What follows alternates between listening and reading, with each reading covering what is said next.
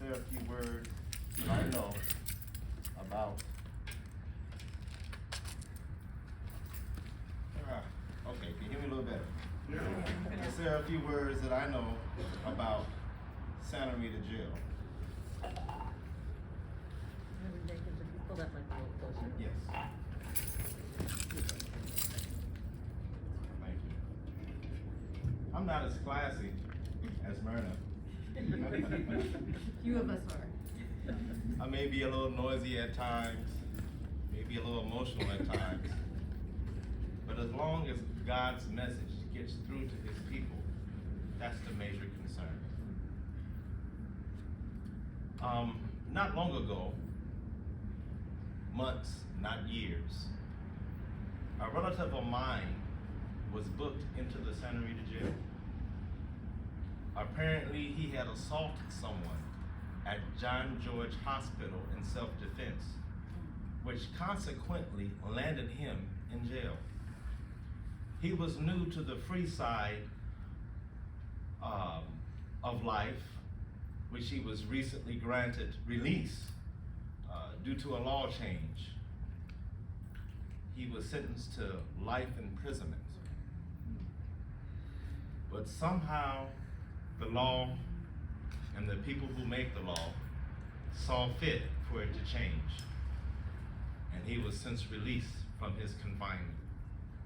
He suffered from mental illness and drug abuse, which was not known until one day the family had to call 911.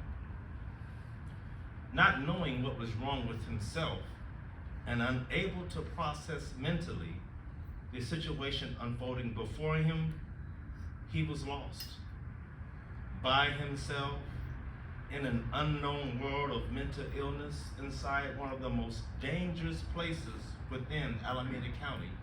He mentally suffered without help or treatment. He sat in a pod of other incarcerated men and tediously endured. To make matters worse, he was not infected with COVID. Also having all vaccines and booster shots that was available to him, he was transferred to a pod where persons positive for COVID were housed. The deputies laughed at him as he consistently and constantly demanded that he was not positive for COVID and fully vaccinated.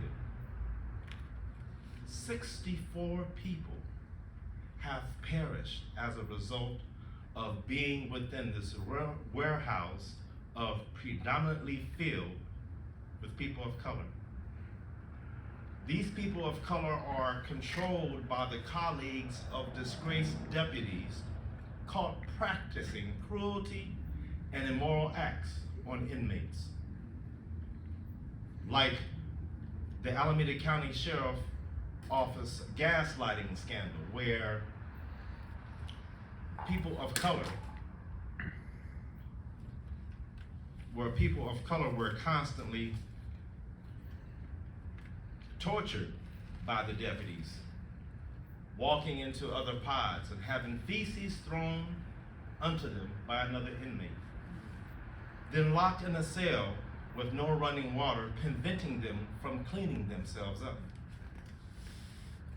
Like when Alameda County Sheriff officers conspired to place others unable to protect themselves in a cell with another inmate who's known to rape others, believing a rape will occur.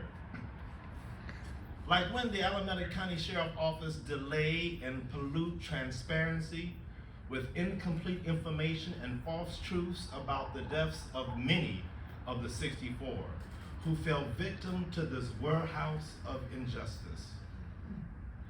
Not saying that all the men and women who elected to be in a profession of law enforcement are scandalous, cruel, and immoral, but how can you tell who to trust when they all wear the same uniform? Many of the families of the 64 are claiming foul on the Alameda County Sheriff Office, alleging their 2 cents, and the Alameda County Sheriff Office 2 cents does not reach for but reaches foul. There is a gap in justice. That gap has been present during the 64 deaths. The same gap was present before the 64 deaths.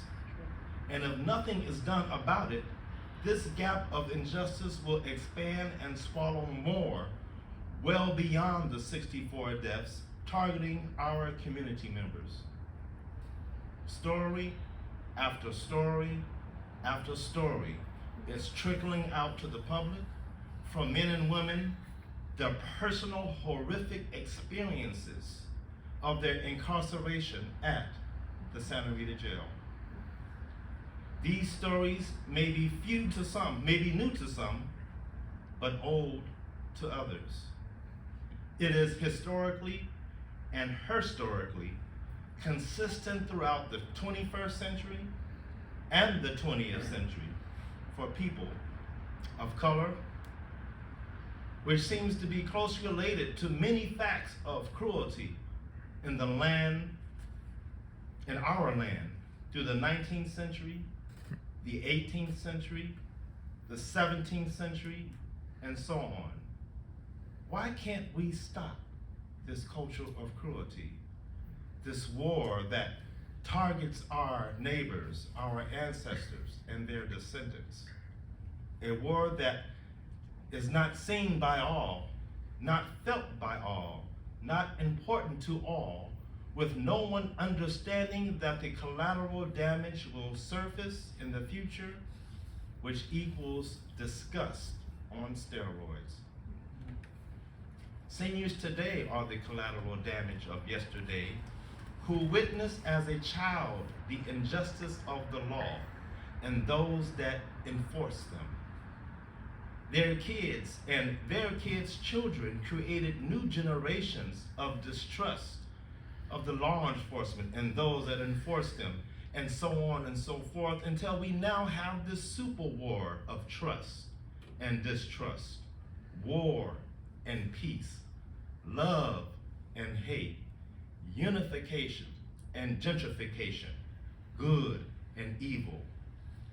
Whatever you see it as, just know the enemy of good sits on the throne of evil in many places, and Santa Rita Jail is one of them places. Yeah. In the Bible, the 5th chapter of Matthew talks about the poor in spirit, which to me might be the neighbor who in their desperate need turn to the Lord for help. It tells us about those who mourn, which in my mind could be the sheriff deputy grieved by all the evil seen in the world and their own part in its waywardness. There is mention of the meek, which in my mind could be the brother or sister, those who ain't studying the power struggles of the world, and those who pursue them, they just want to be innocent, obedient, and serve others. There is mention of the righteousness.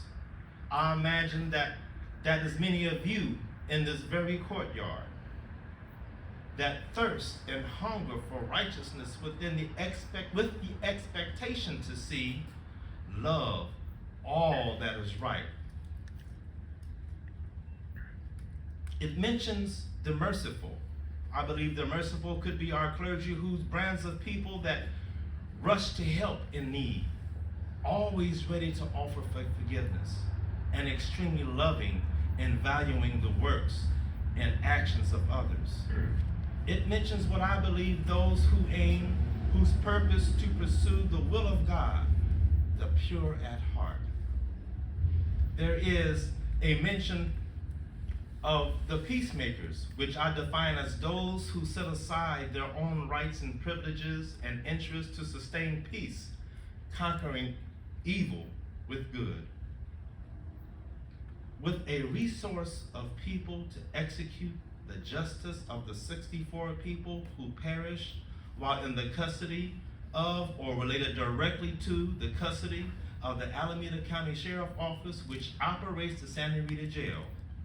This rift of unacceptable behaviors and consequences of death must end. This polluted stream of cruelty plaguing the justice wheel at Santa Rita Jail must be healed.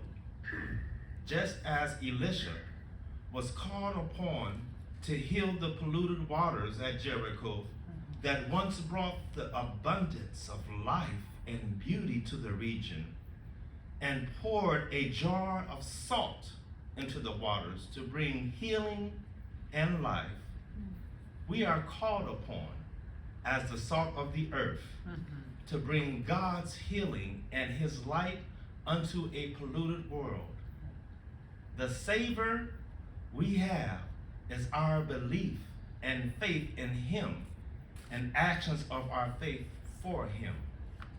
If we believe that God is our refuge, if we believe that God is our strength, if we believe that God is a very present help in our time of need, then we know that we are fighting a spiritual war.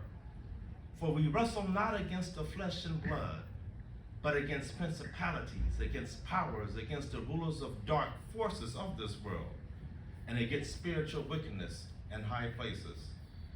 Tell people you know something is not right at Santa Rita Jail.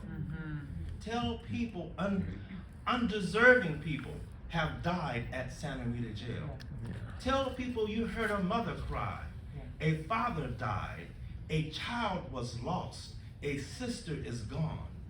Remind people who God is in your life, what God has done in your life, and what God can do for the families of the 64 victims at Santa Rita Jail. But don't just talk about it. Infuse yourself somehow, some way, into the polluted stream of injustice to restore the balance of justice. You are the salt for the whole human race. But if salt loses its saltiness, there is no way to make it salty again. God bless you.